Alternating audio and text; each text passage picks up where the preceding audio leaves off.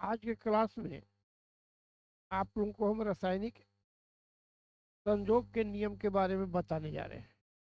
प्रकृति में जो भी घटनाएं होती है या जो भी कंपाउंड बनता है वह एक नियम का अनुपालन करता है।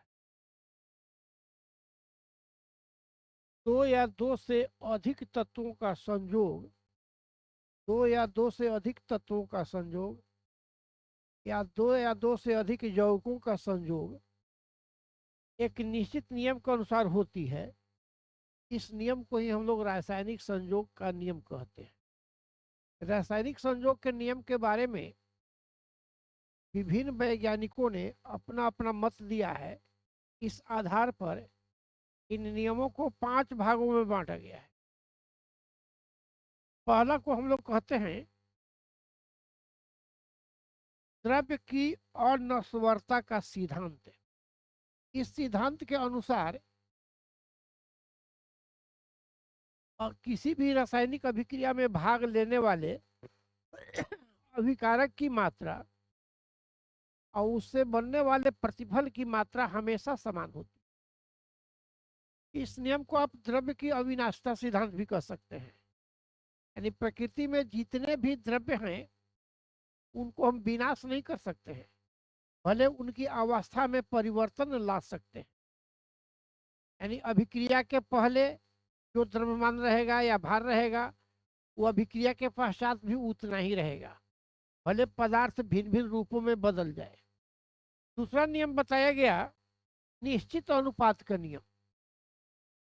यानी जब दो तत्व आपस में संयोग करके एक यौगिक का निर्माण करते हैं, उस यौगिक में भाग लेने वाले तत्वों का एक निश्चित अनुपात होता है।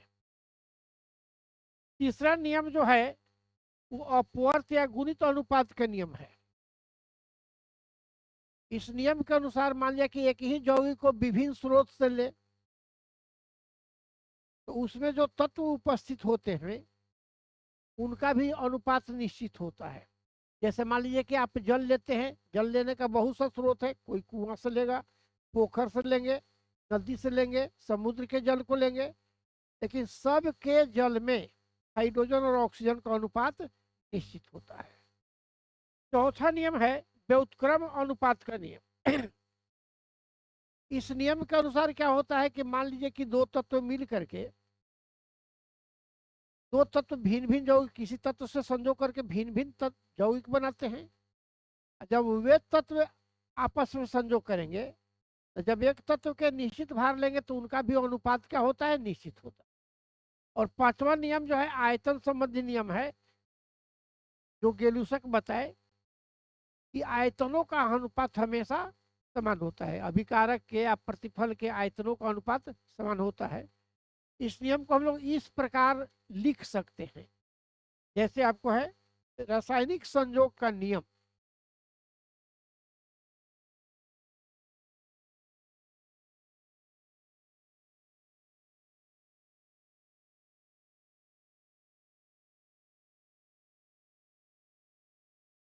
रासायनिक संयोग का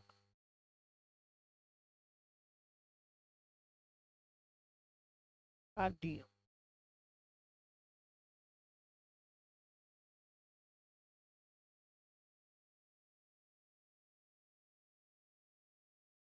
दो या दो से अधिक तत्वों का संयोग दो या दो से अधिक तत्वों का संयोग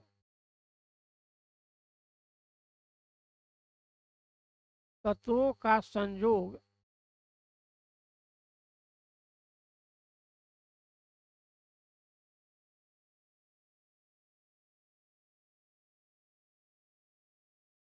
एक निश्चित नियम के अनुसार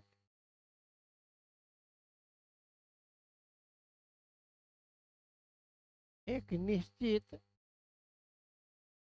नियम के अनुसार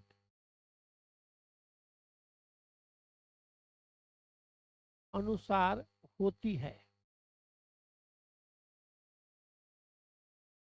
होती है। होती है। इस नियम को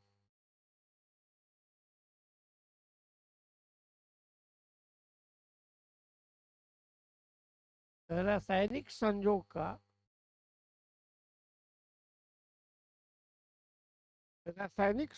का नियम कहते हैं।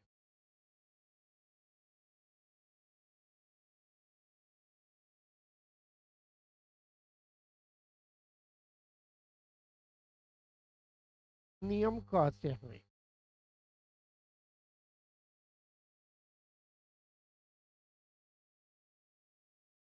रासायनिक संयोग के 5 नियम हैं। रासायनिक संयोग के 5 नियम हैं। नियम पहला को हम लोग कहते हैं द्रव्य की अनस्वरता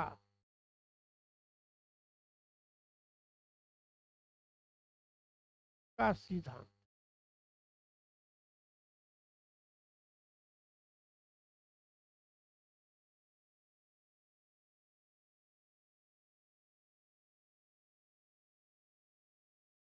दूसरा को हम लोग कहते हैं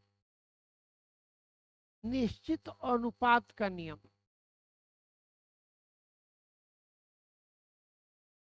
निश्चित अनुपात का नियम।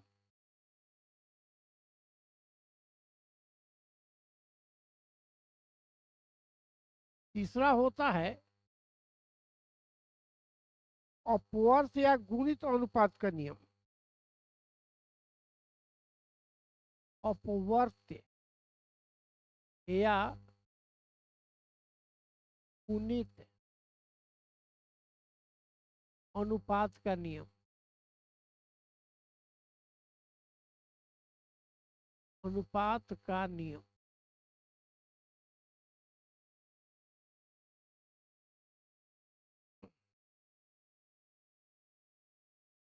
चौथा होता है व्युत्क्रम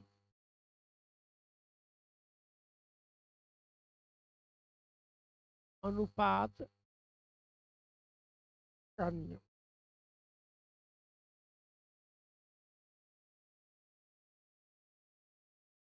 और पांचवा होता है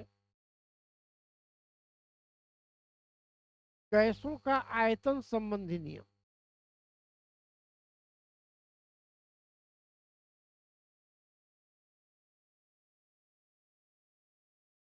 आयतन संबंधी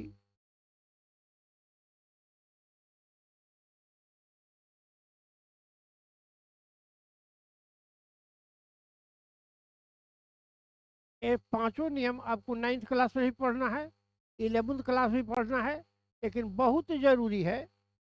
इसका उपयोग हर एक केमिकल इक्वेशन में तो खास करके होगा।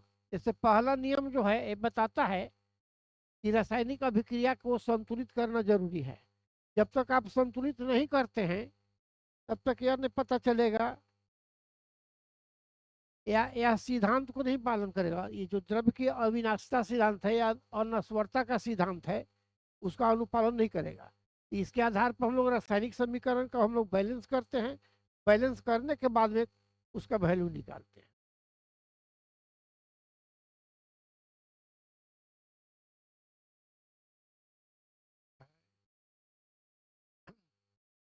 अब हम आप लोगों को बारी बारी से हर एक नियमों के बारे में बताएंगे, इसकी हम लोग व्याख्या करेंगे।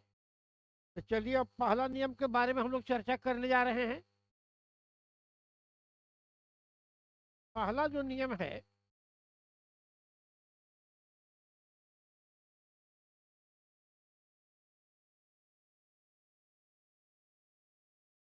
द्रव्य की अनस्वरता का नियम।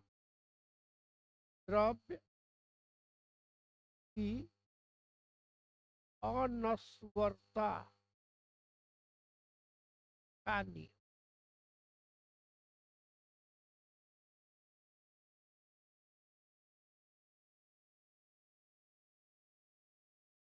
इस नियम का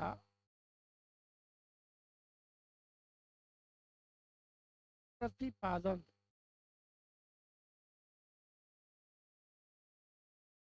इस नियम का प्रतिपादन लब्वाइजे नामक वैज्ञानिक ने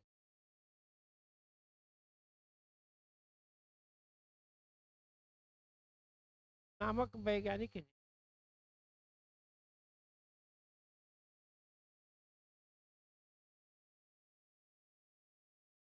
वैज्ञानिक ने सन 1800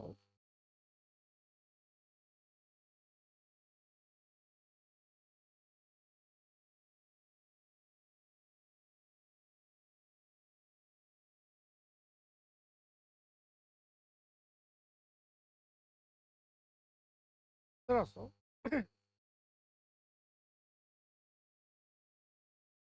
ईस्वी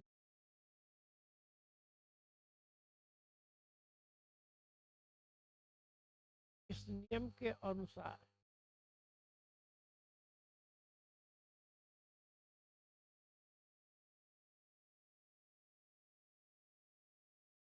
नियम के अनुसार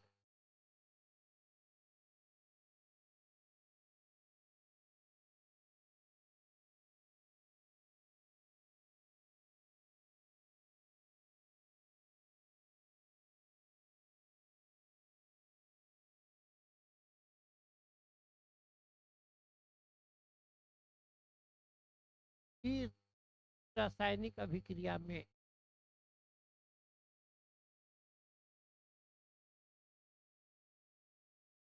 किसी भी रासायनिक अभिक्रिया में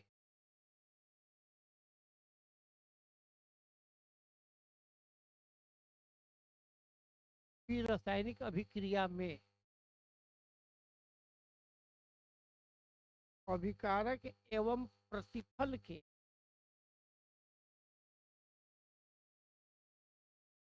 अभिकारक एवं प्रतिफल के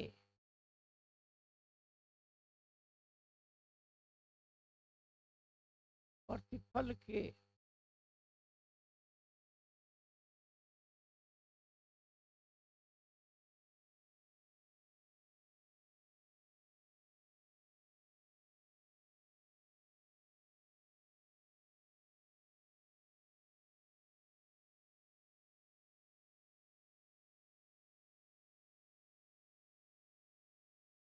प्रतिफल हार ये नहीं होगा हार के विचार से समान होता है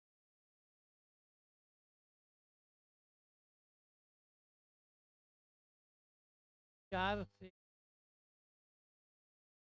समान होता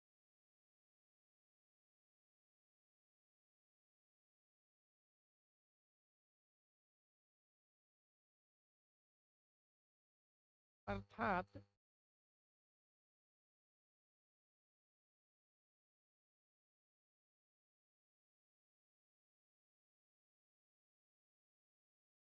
प्रतिफल में भाग लेने वाले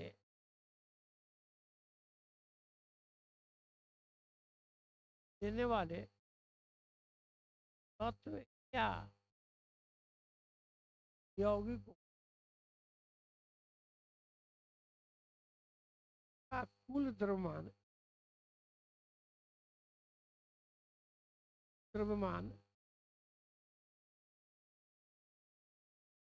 बराबर बनने वाले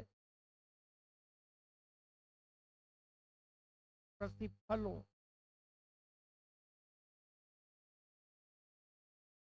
का कुल द्रव्यमान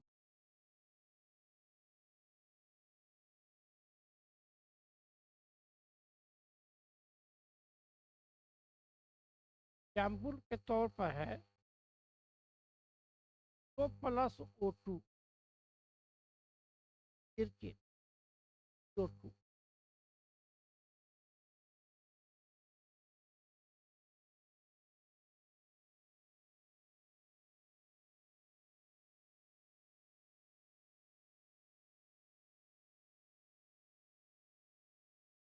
पहले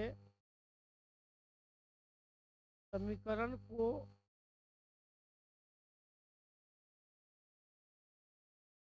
संतुलित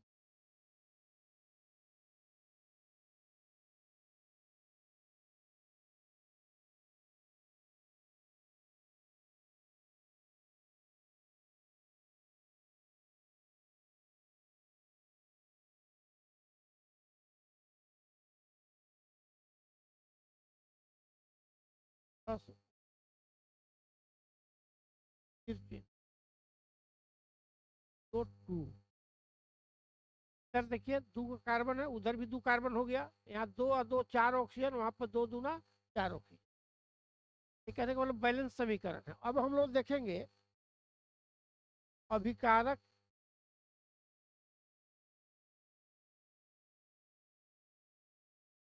का द्रव्यमान।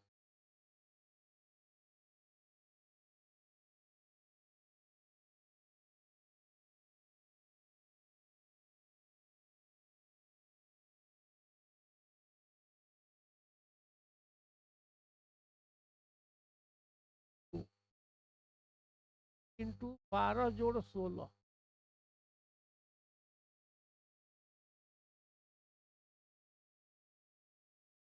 28।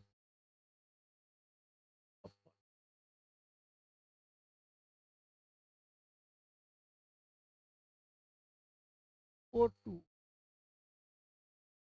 16 32।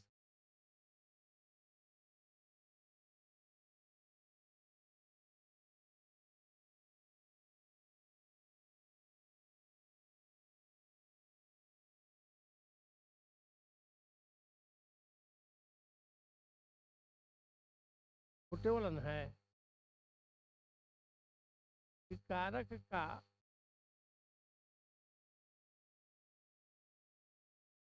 मान बराबर 56 जोड़ 32, 8।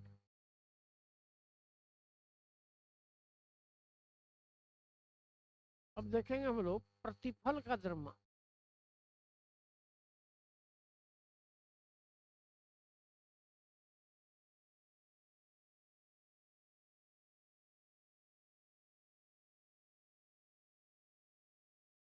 तो 12 जोड़ 16, 12 जोड़ 32 पूरे 44 बराबर 88। ये प्रतिकारक का द्रव्यमान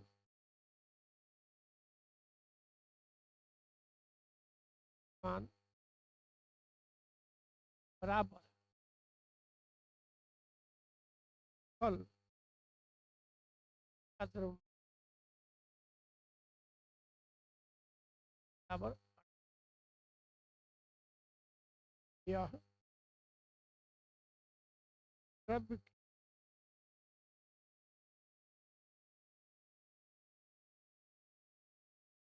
वर्ष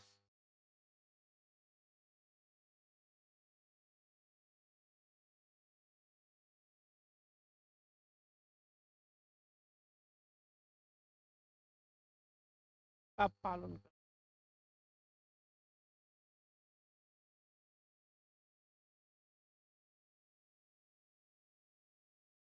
चलिए इतना आप लोग उतारिए, तब दूसरा नियम को हम बताएंगे। इसके बाद में बताने के बाद में आपको मैथ भी बताया जाएगा हर एक चीज पर। अच्छी तरह से इसको समझते चलिए, इसको उतार दीजिए।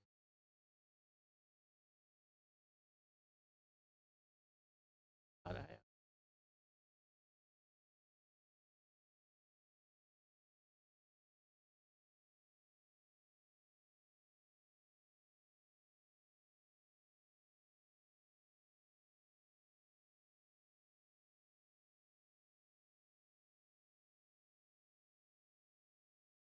चलेंगे हम लोग दूसरा नियम पर। दूसरा नियम है निश्चित अनुपात का नियम।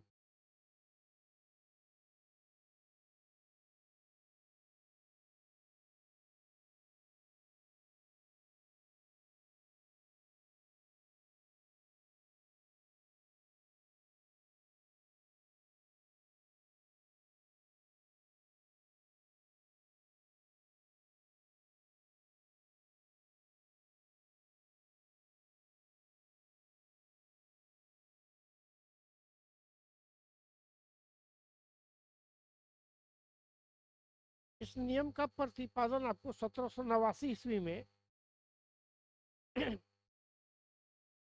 अपना 99 में, 89 में 1799 ईस्वी में प्राउस नामक वैज्ञानिक के द्वारा हुआ था। देखते हैं हम लोग नियम का प्रतिपादन।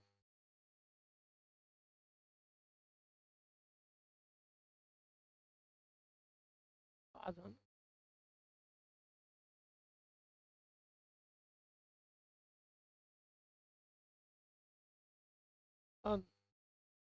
1799 में प्राउस्ट प्राउस्ट नामक वैज्ञानिक ने किया था।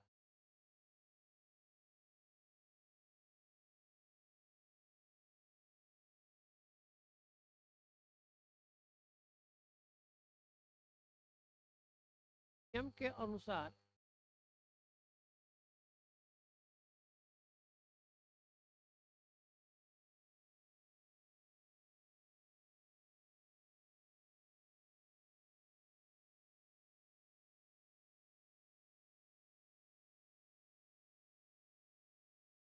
नियम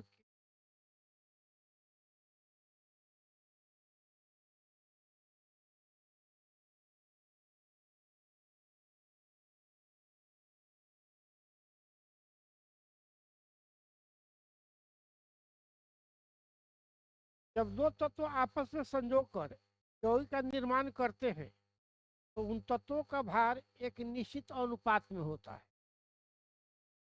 जब दो तत्व आपस में संजोग कर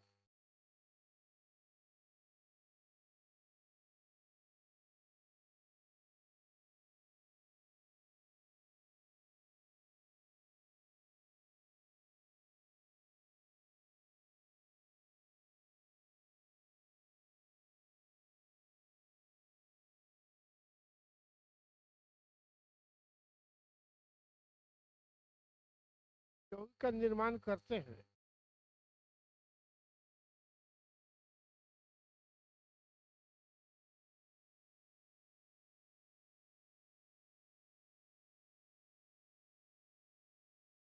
निर्माण करते हैं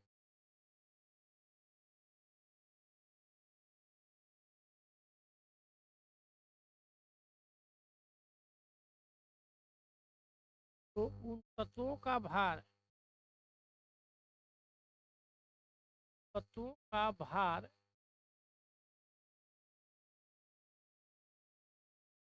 एक निश्चित अनुपात में हो।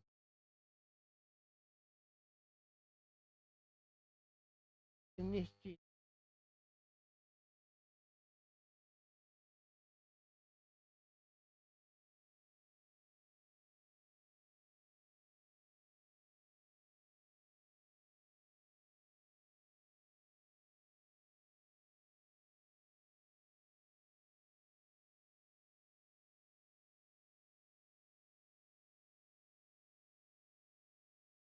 अनुपात में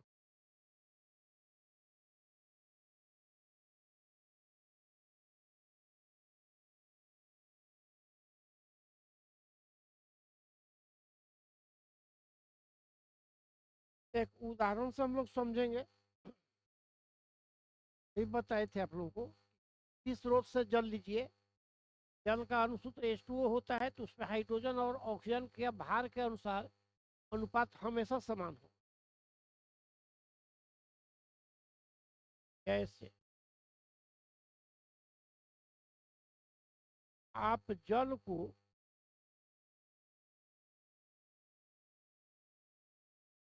किसी भी स्रोत से ले भी स्रोत, जैसे हुआ स्रोत आपका कुआं से ले सकते हैं, समुद्र से ले सकते हैं, नदी से ले सकते हैं आदि। सभी में H और O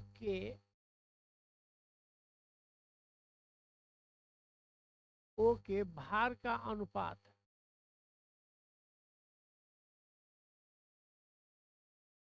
बात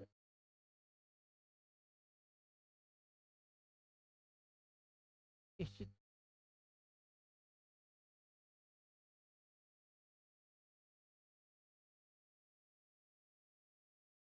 H2 वो है आपको, देखिए H जो है से 2 ग्राम है, O जो है से 16 ग्राम है, 16 ग्राम है। H अनुपात O बराबर अनुपात 16 बराबर 1:19। तो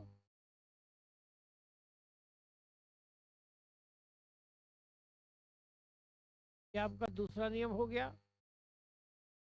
दो नियम को उतार लीजिए आप लोग। अब तीसरा नियम से कुछ कैलकुलेशन होता है, तो हम लोग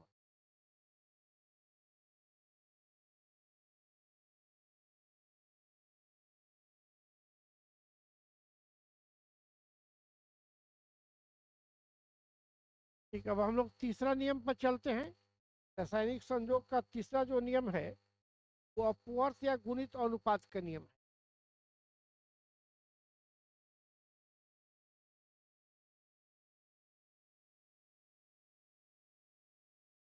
अपवर्त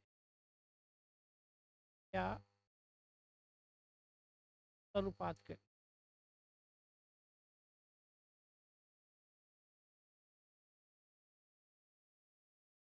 अनुपात का नियम।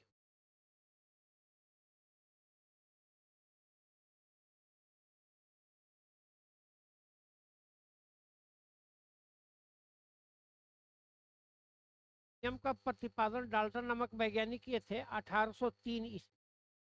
1803 ईस्वी। नियम बताता है कि जब दो तत्व परस्पर संयोग कर दो या दो से अधिक यौगिक बनाते हैं, तब उनमें से एक तत्व का विभिन्न भार जो दूसरे तत्व के एक निश्चित भार से संयोग करता है, वे आपस में सरल अनुपात में हो। एक का भार निश्चित होना चाहिए, नहीं है तो उसको हम लोग गुणा करके निश्चित कर लेंगे, तब देखेंगे कि दूसरा का अनुपात कैसा आता है। लिख देते हैं यहाँ पर। इस नियम का प्रतिपादन नियम का प्रतिपादन प्रतिपादन जॉन डॉल्टन नामक वैज्ञानिक ने डॉल्टन नामक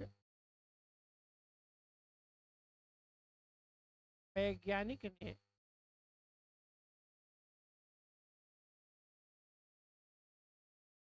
सन 1830 में किया था।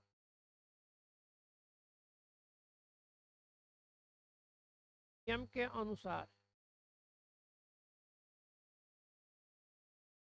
नियम के अनुसार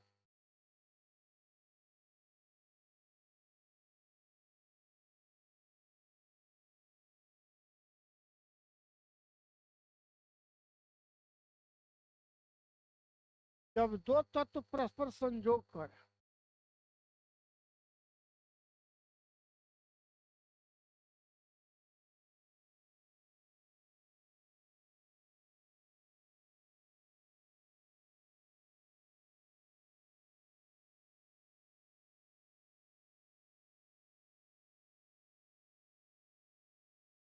तब दो तत्व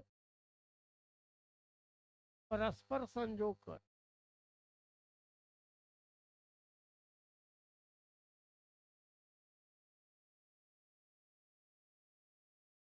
संयोग कर दो या दो से दो या दो से अधिक यौगिक का निर्माण करते हैं,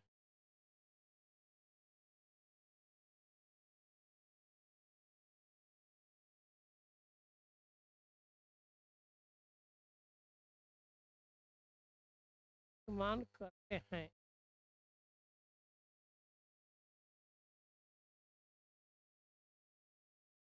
अब उनमें से एक तत्व के विभिन्न भार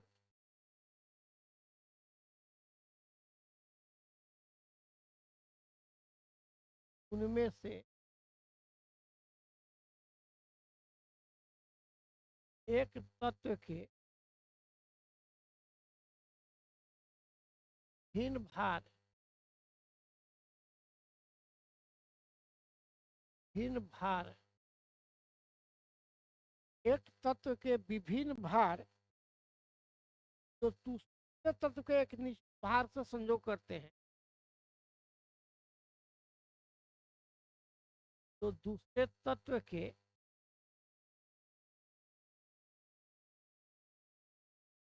एक निश्चित भार से निश्चित भार से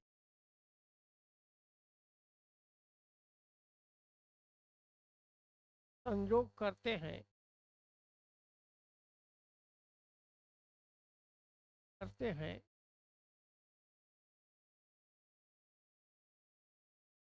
परस्पर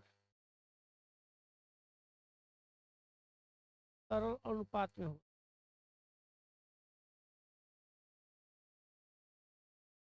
परस्पर सरल अनुपात में हो।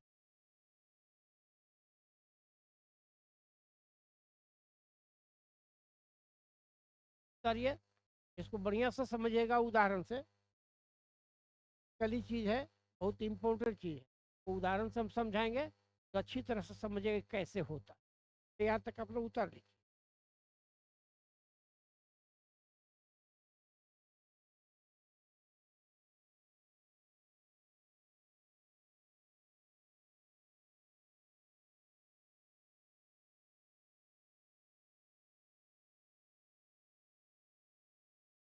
अब देखिएगा उदाहरण, कहता है यहाँ पर कि जब दो तत्व परस्पर संयोग कर दो या दो से अधिक यौगिक बनाते हैं, दो तत्व मान लीजिए, मान लो, माना कि कार्बन तथा ओ परस्पर संयोग कर परस्पर संयोग कर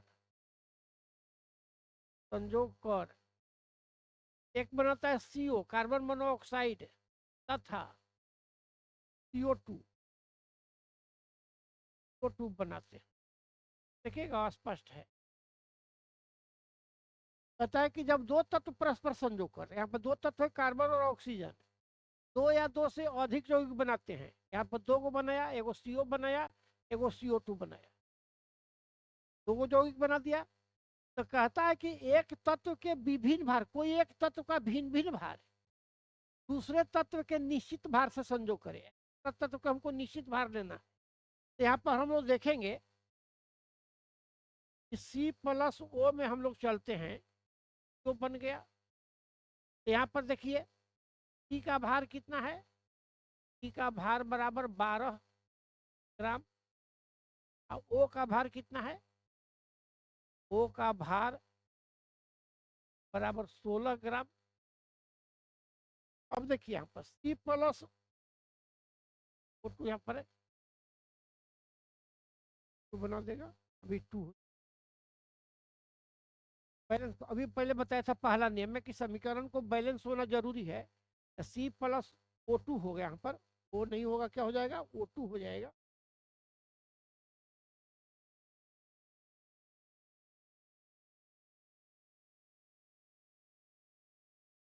O2 बैलेंस समीकरण हो गया आपको। यहाँ पर C का भार हो गया 12 दूना 24,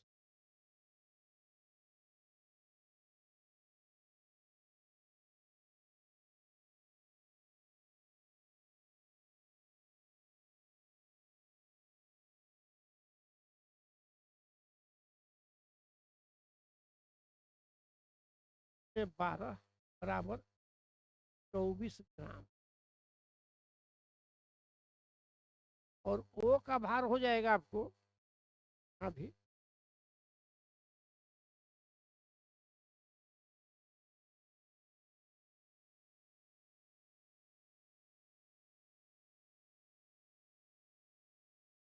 O का भार बराबर 2 16 32। अब दूसरा में हम लोग चलते हैं, P+O2 फिर चिन्ह O2 में का भार बराबर 12 ग्राम, O का भार बराबर 16, 32।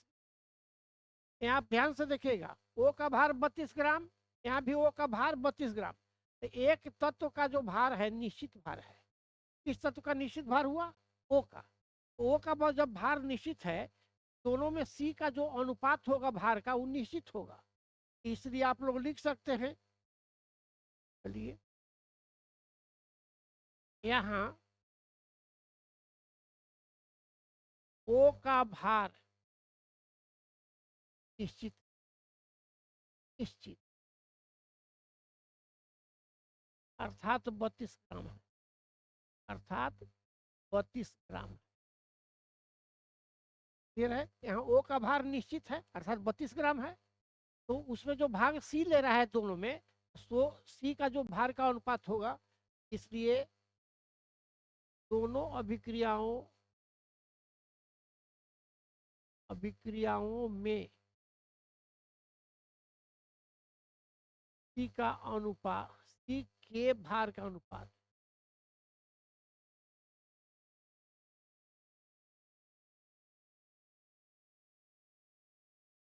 C के भार का अनुपात बराबर हो जाएगा। एक में आपने देखा था कितना था, 12 दूनी 24 अनुपात 12।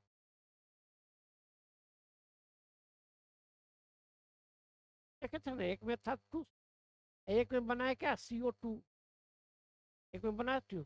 का मतलब हुआ कि T बटा C बटा C होगा, यानी उन्हें 12 अब बटा क्या होगा 12, यानी क्या हो जाएगा बटा 1, तो अनुपात 1।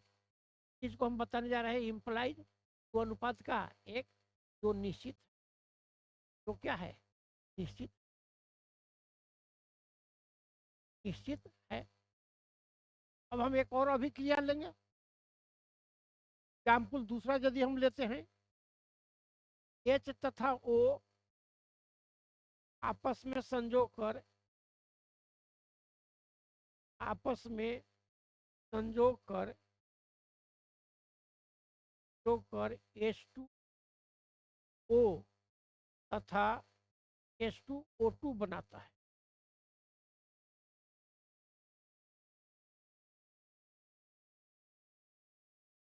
जैसे H प्लस O2 बनाता है H2O, बैलेंस करने पर हो जाएगा, यहाँ पर 2 दे देंगे, ये रहे कि यहाँ 2 हो जाएगा, हो जाएगा। दूसरा चलेंगे, H2 जोड़ O2 H2O2, बैलेंस अपने आप है, अपने आप में बैलेंस है। अब पहला इक्वेशन पर हम लोग विचार करेंगे।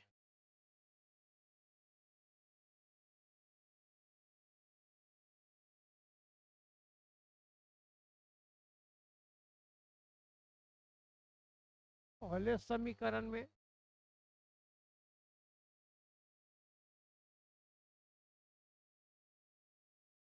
H का भार बराबर 2 4 ग्राम, O का भार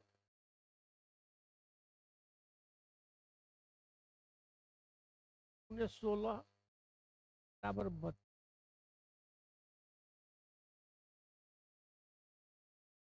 ये जो भार है आपको प्रतिकारक का है, भार जो है प्रतिकारक का हम लोग ले रहे हैं, प्रतिफल का नहीं ले रहे हैं। दूसरे समीकरण में, इस समीकरण में H का भार बराबर 2 ग्राम,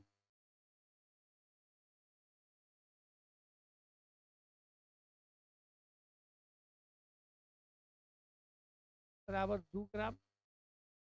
और ओ का भार बराबर 2 × 16 बराबर 32। यहाँ भी आप देख रहे हैं कि ऑक्सीजन का भार निश्चित है, उसमें भी 32 है, इसमें भी 32 है। यहाँ दोनों रासायनिक समीकरणों में, रासायनिक समीकरणों में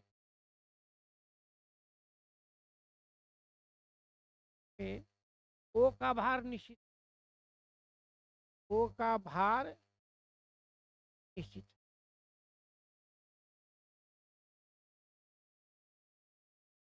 के एच के भारों का अनुपात, भारों का अनुपात बराबर 4:2। क्या हो जाएगा? 2:1। क्या है?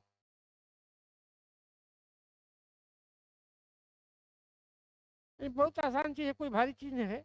अपवर्त का जो नियम है आप समझ गए कि जब दो तत्व आपस में संजोग कर दो या दो से अधिक यौगिक बनाते हैं तो एक का भार निश्चित करना है, नहीं है तो उसमें गुना करके निश्चित करेंगे।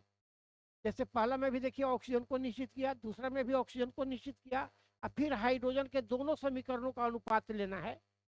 उसमें कार्बन का अनुपात लिया दोनों समीकरण में, वो भी आया स्थिर, ये भी का आया स्थिर। इसी नियम को हम लोग कहते हैं अपवर्त या गुणित अनुपात का नियम। इसको उतारिए तब हम चौथा नियम बताएंगे आपको।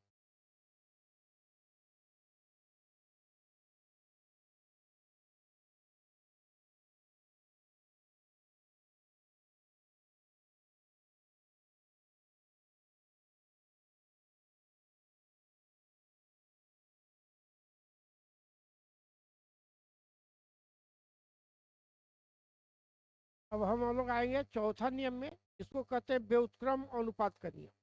इस नियम का प्रतिपादन 1792 में भी हो गया था रिक्टर नामक वैज्ञानिक।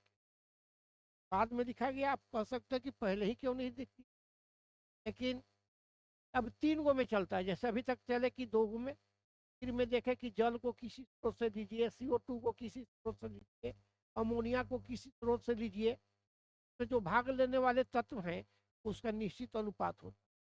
कैल्शियम कार्बोनेट क्यों नहीं हो, चाहे कोई भी तत्व हो, इसलिए क्रमबद्ध आ रहे हैं। इसमें क्या है, जब दो तत्व आपस में संजोग करके क्या बनाता है, दो या दो से अधिक यौगिक बनाता है। इसको चौथा मिथ लेने का कारण यह है कि जब दो या दो से अधिक तत्व मिल करके भिन्न यौगिक बनाते हैं या वे तत्व भी आपस में संजोग करके यौगिक बनाते हैं तो उनका अनुपात स्थिर होता है। तो थोड़ा सा आगे ही बतला रहा है, डिस्कस कर रहा है। ठीक है, अब चौथा में हम लोग आ रहे हैं व्युत्क्रम अनुपात का नियम।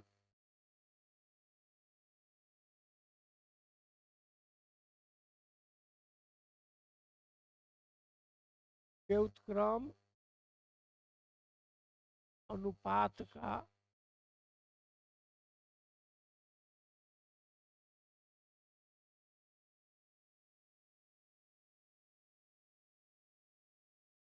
इस नियम का प्रतिपादन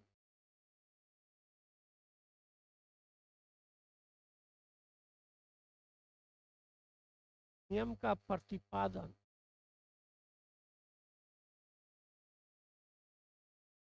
नियम का प्रतिपादन 1792 में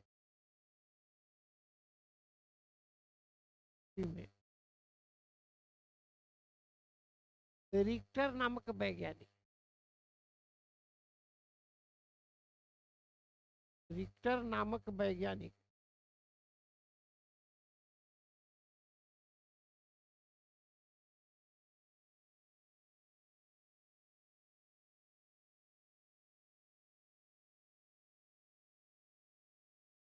रिक्टर नामक वैज्ञानिक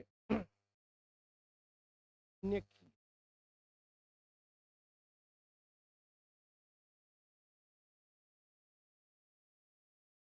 नियम के अनुसार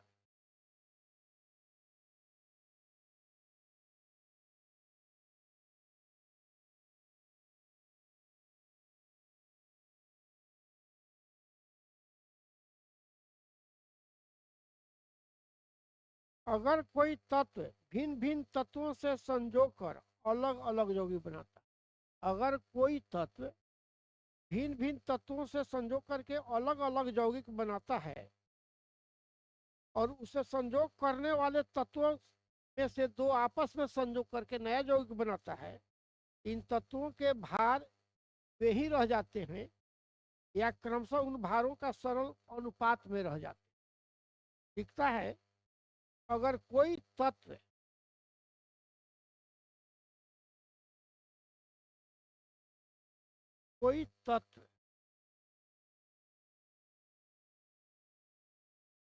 भिन्न भिन्न तत्वों से संजोग कर इन तत्वों से संजोग कर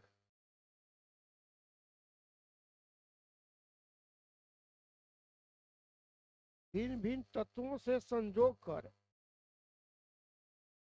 अलग अलग यौगिक बनाता हो, अलग अलग यौगिक बनाता हो,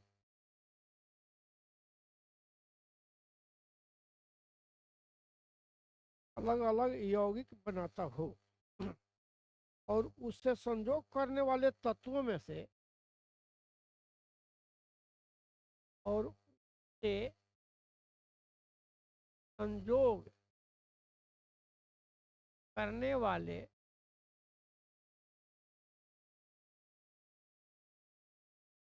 तत्वों में से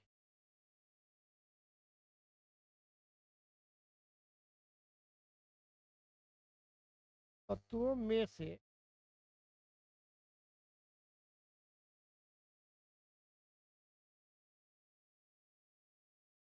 तो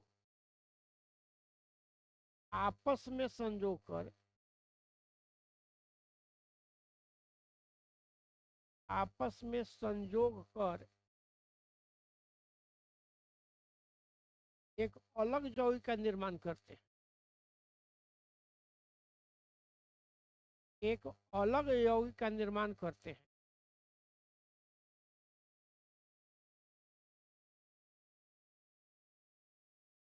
यौगिक का निर्माण करते हैं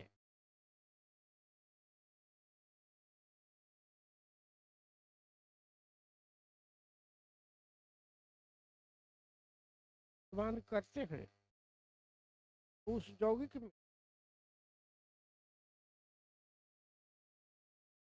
तो यौगिक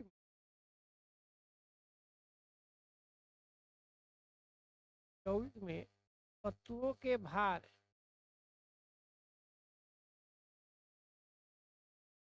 वही रहता है या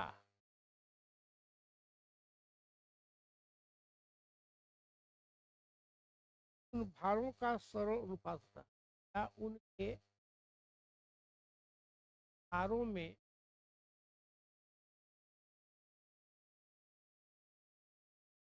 सरल अनुपात हो सरल अनुपात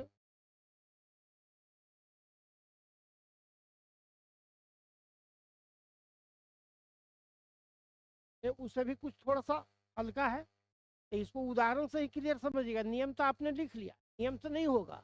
अब उदाहरण देंगे। कहता है कि अगर कोई एक तत्व भिन्न भिन्न तत्व से संयोग कर रहा है, जैसे मान लिया कार्बन ऑक्सीजन संयोग करके CO2 बना दिया और कार्बन सल्फर से संयोग करके CH2 बना दिया, तो फिर SO भी संयोग कर सकता है, S और O भी आपस में संयोग करेगा।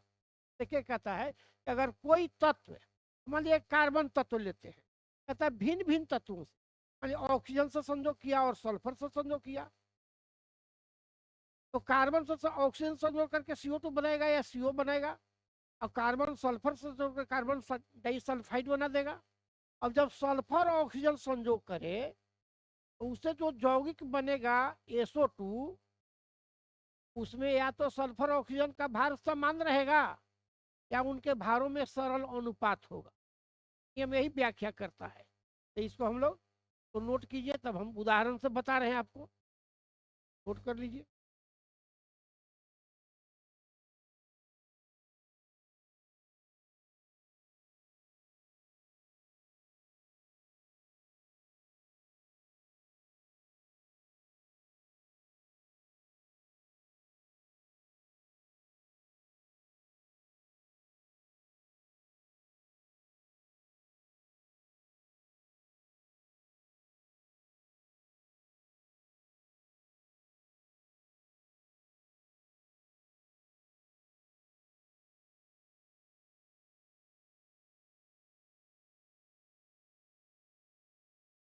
उदाहरण में हम लोग आएंगे,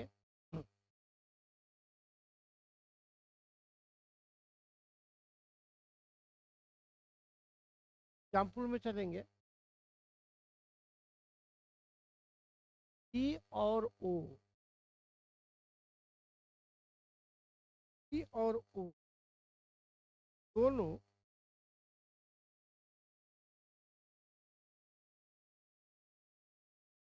एच से संयोग, एच से अभिक्रिया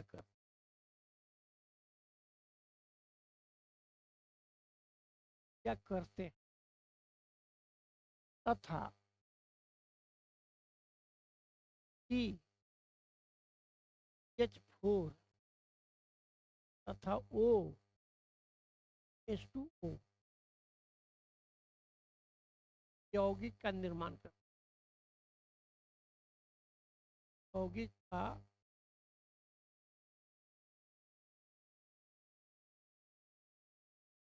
क्लियर है। यहाँ पर तो भिन्न तत्व है कार्बन और ऑक्सीजन, और दोनों एक तत्व से संयोग करता है हाइड्रोजन से। ये बनाता है मीथेन गैस, और वो हाइड्रोजन से संयोग करके क्या बनाता है, जल बना देता है। अब देखेंगे H4 में, फोर में C/H बराबर हो जाएगा 12/4। भार के विचार से है, भार के, यानी लिख सकते हैं कि 3/1। अब H2O में चलेंगे हम, H2O में वो पहले लिख देते हैं, वहां पर H बाद में है, O/H, यानी हो जाएगा O का 16 और H का 1। अब देखिए दोनों में हाइड्रोजन का अनुपात 1:1 आ गया, सेम है। दोनों में हाइड्रोजन का अनुपात क्या है, सेम है। दोनों अभिक्रिया में हाइड्रोजन का अनुपात सेम हो गया।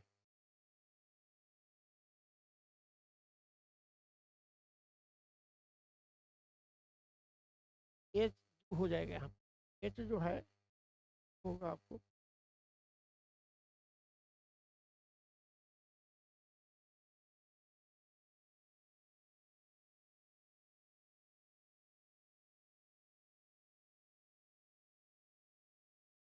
H2, यहाँ पे H2, यहाँ 2।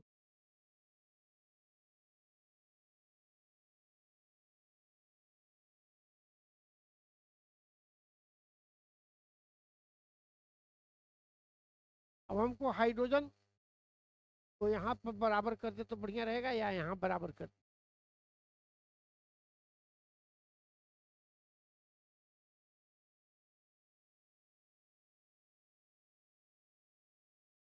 को यदि बराबर कर दो करेंगे, या इस करते हैं ऐसा, तो 4 रहने देते, इसको हम हटा देते। इसको 4 करने के लिए क्या करना पड़ेगा, यहाँ 32 अनुपात क्या देखिए। अब यहाँ पर हाइड्रोजन का अनुपात निश्चित हो गया, देखिए H का अनुपात, अनुपात H4 तथा H2O में क्या है, समान।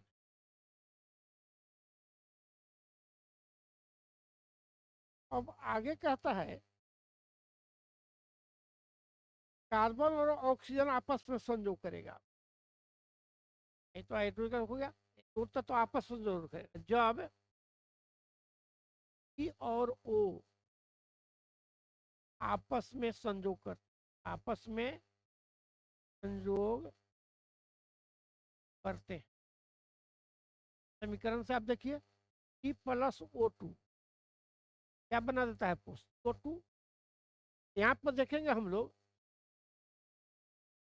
बनने वाले यौगिक पर देखिए तो CO2 में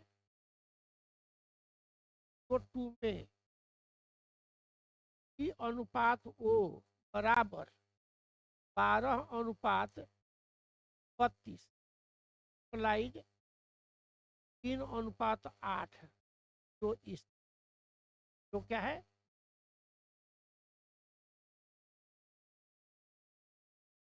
ये नियम आपको यही बतला रहा है। उतार लीजिए आप लोग। आज देखो भाई कैसा तुम्हारा हो है।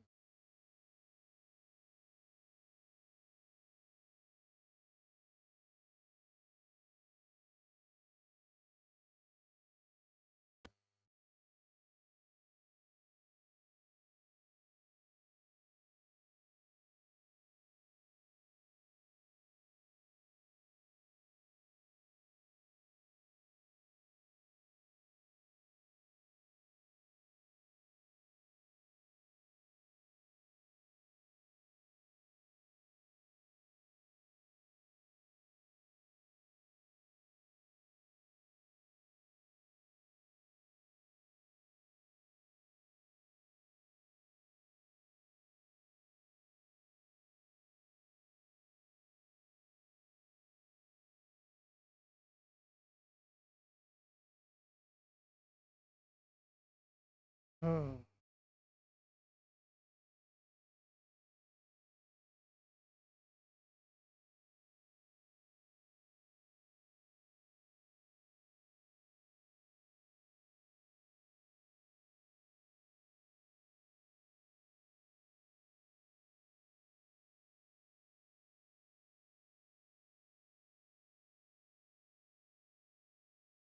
देखिए हम लोग आते हम लोग इससे कहीं कहीं आता है STP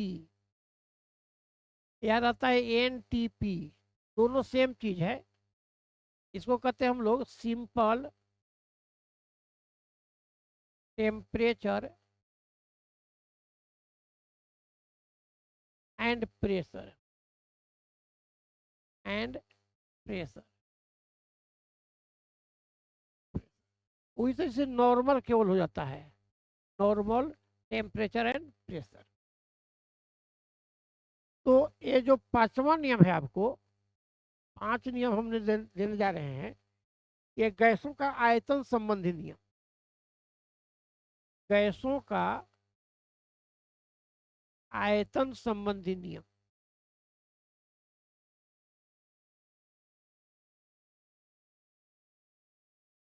आयतन संबंधी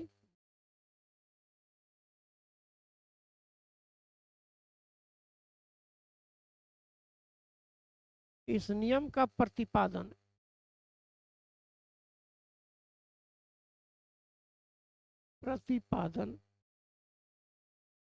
ये लूसक नामक वैज्ञानिक किए थे। ये लूसैक नामक वैज्ञानिक ने किया।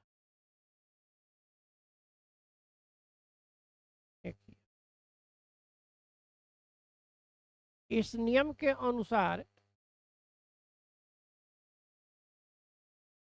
इस नियम के अनुसार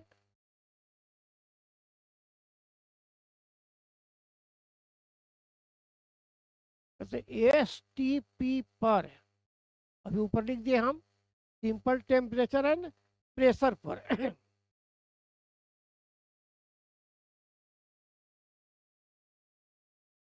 जब गैसें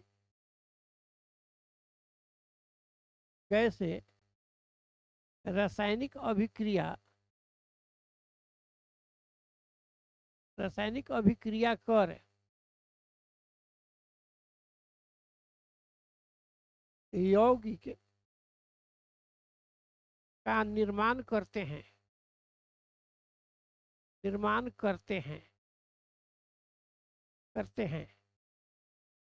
तो प्रतिकारक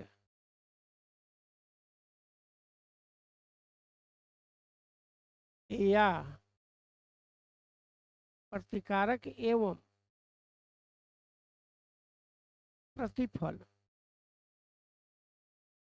फल प्रतिफल यदि गैस हो का अनुपात का आयतन का अनुपात निश्चित होता है। आयतन का अनुपात निश्चित होता है। निश्चित होता निश्चित होता जैसे देखिए आप उदाहरण में मान लीजिए कि H2 है कि गैस है और Cl2 भी क्या है, गैस है, और बन गया हाइड्रोजन क्लोराइड HCl गैस। तो यहाँ पर हम लोग कहते हैं इसको एक आयतन, वॉल्यूम पर चल रहे हैं हम लोग यहाँ पर। इसको भी कहते हैं हम लोग एक आयतन, और यहाँ बन गया आपको दो आयतन। आयतन तो आयतनों का अनुपात जो हो जाएगा, आयतनों का अनुपात दोनों को मिला करके चलते हम लोग 1:1:2, जो क्या है, सरल है, जो सरल है।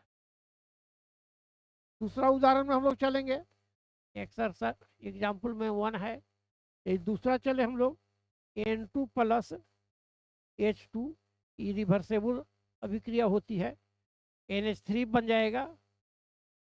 बैलेंस पहले करेंगे तो यहाँ पर 3 हो जाएगा। यहाँ पर हम लोग करेंगे हम लोग एक आयतन, यहाँ पर हो जाएगा आपको 3 आयतन, यहाँ हो जाएगा आपको 2 आयतन। ये भी गैस है, यहाँ लिख सकते हैं जी। ये भी क्या है आपको, जी है, गैस है। ये भी जी है आपको, गैस है। तो आयतनों का अनुपात हो गया, आयतनों का अनुपात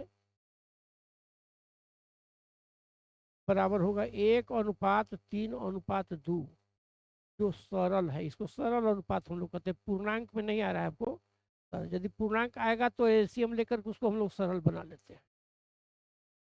चलिए,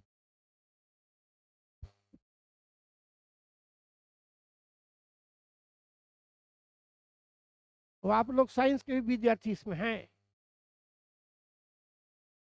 करेंगे, बंद करेंगे तब, ऐसे पूछने में क्या दिक्कत, विद्यार्थी है ये तो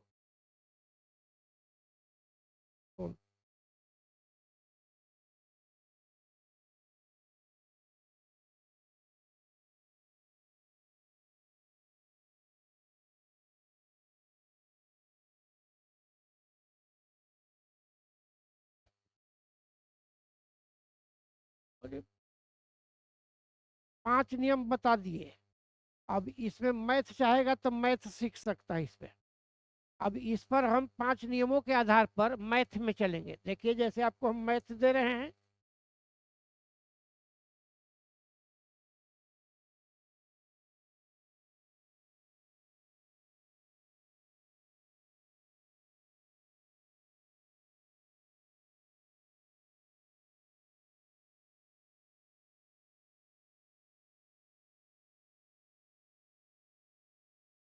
देखिए CO2 में आओगे, कौन कौन बदल, तो सहूलियत तो लिख, वही एगो लेते हैं। चले,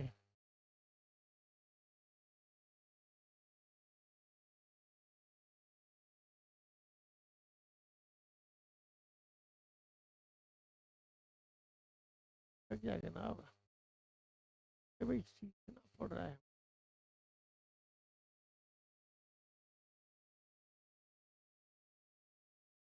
क्वेश्चन आपका है, CO2 में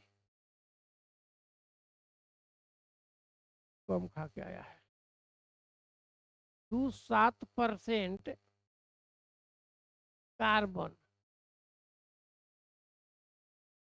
CS2 में 15.79%।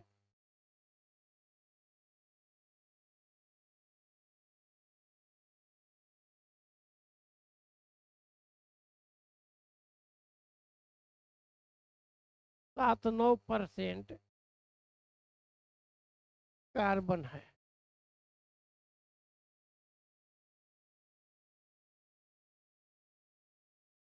कार्बन है।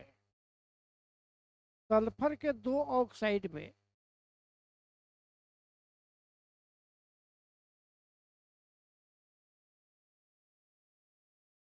दो ऑक्साइड में क्रमशः 50% और 40% सल्फर है। सल्फर है। इन आंकड़ों की सहायता से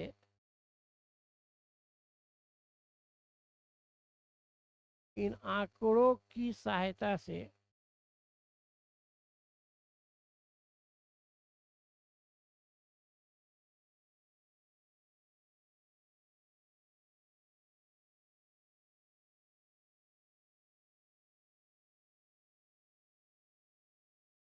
सहायता से अपवर्त अनुपात का नियम ए में है। अपवर्त अनुपात का नियम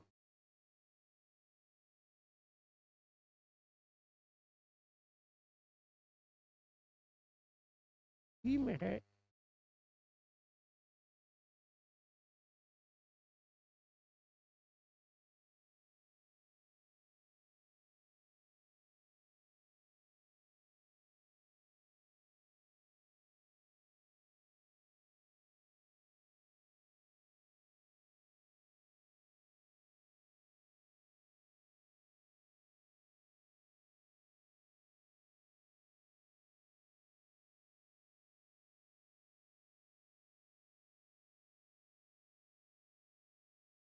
स्थिर अनुपात का नियम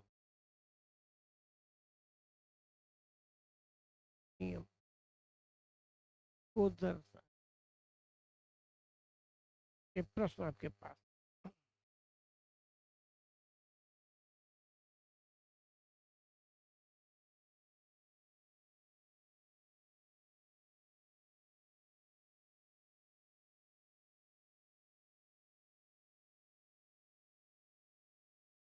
यहाँ पर है। CO2 में इतना परसेंट कार्बन है और CH2 में इतना परसेंट कार्बन है।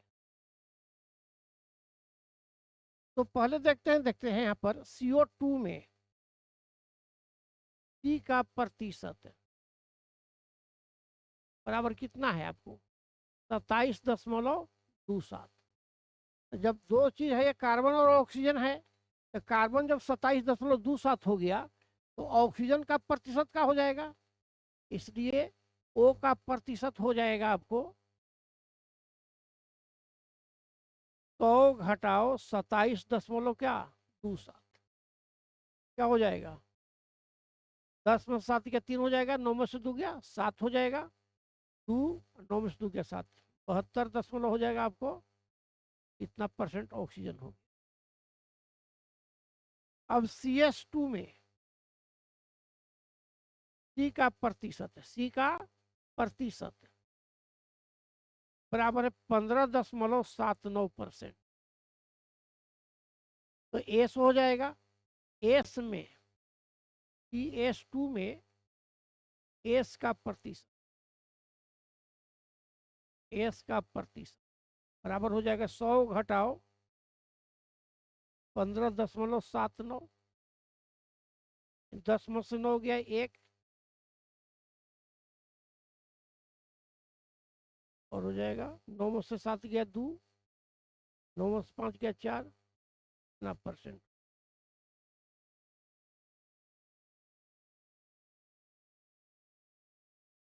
अब सल्फर जो है ऑक्साइड बनाता है। यहाँ पर है आपको एस SO2 बनाता है। एक में 50% है, माने प्रथम SO2 में है आपको, प्रथम SO2 में O का परसेंट, सल्फर के 2 ऑक्साइड में इतना और इतना परसेंट सल्फर में, S का प्रतिशत, प्रतिशत बराबर है 50%, इसलिए O का प्रतिशत कितना हो जाएगा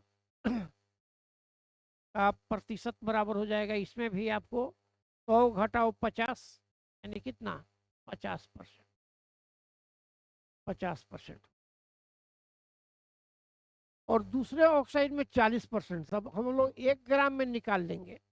जैसे देखिए 32 ग्राम एस में 50 ग्राम ओ है, इसलिए 1 ग्राम में कितना हो जाएगा एस में 50 बटा कितना 32। इस तरह से 32 ग्राम, अब पहला में है, दूसरा में क्या है 32 ग्राम एस में 40 ग्राम ओ है, ये 1 ग्राम में क्या हो जाएगा एस में 40/32। तो अब दोनों में हम ओ का अनुपात लेंगे, ओ का अनुपात तो आपको हो जाएगा 50/32 अनुपात 40 क्या 32, 32 हम लोग हटा देंगे तो हो जाएगा आपको 5:4। यह को हम लोग क्या कहते हैं सरल है, क्या है अनुपात क्या है सरल है, यह अपवर्त नियम का पालन कर रहा है, इसको इतना